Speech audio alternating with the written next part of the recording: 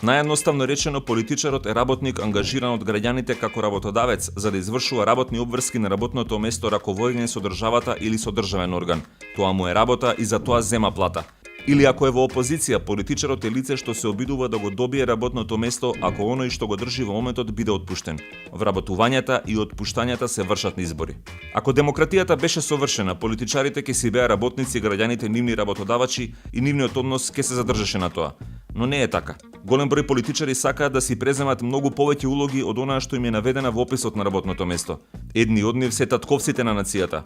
Тој е голем, тој е силен, тој е одговорот на сите прашања, решението на сите проблеми. Тој треба да биде слушан и почитуван за доброто на народот. Тој е народот.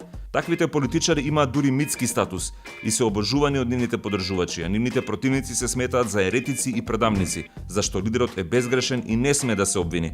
Да бидеме реални, во големи историски времиња постојат и вистински татковци на нациите што ги водат државите низ тешки предизвици, но многу се почести оние што самите се прогласуваат дека нивното време е историско и дека треба да владеат со силна рака. Често се покажува дека посилна рака била левата, која ставала во десниот джеб. Други се политичарите другари. Тоа се политичари што дат пешна работа, не земаат плата, учествуваат во акции за чистење или оставаат контакт за лично да им ги решаваат проблемите на граѓаните. Но тоа не е нивна работа. Тие треба да направат систем што нема да треба да го турнат за да киниса, што ќе функционира и без личен контакт. Ако успеат во тоа, слободно може да земат плата и да се возат со службените автомобили. Никој нема да им забележи. Третите се политичарите звезди. Тие постојано се истакнуваат во јавноста со своите хобија. Тренираат некој спорт, читаат научна фантастика, одат на културни манифестации, ја одржуваат градината.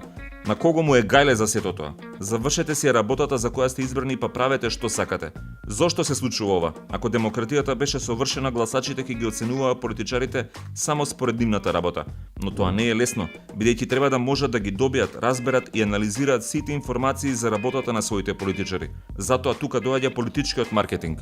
Неговата цел е да ги поттикне гласачите да ги ценат политичарите според се друго, освен според завршената работа. Изгледот, харизмата, говорот, имиджот на пристапност или на недопирливост, семејниот статус, личниот живот, погледите околу религијата, имотниот статус и многу повеќе.